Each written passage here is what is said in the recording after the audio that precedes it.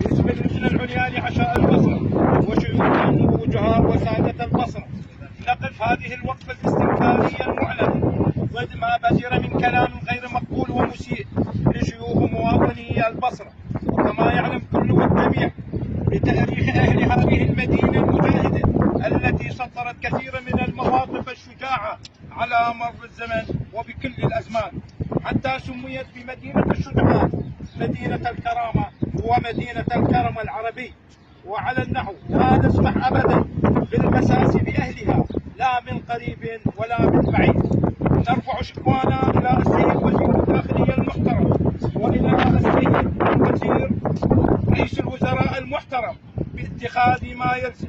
أولا إقالة قائد الشرطة، ونطالب كذلك من قائد الشرطة أولا تقديم الاعتذار الرسمي المعلن، وكذلك نطالب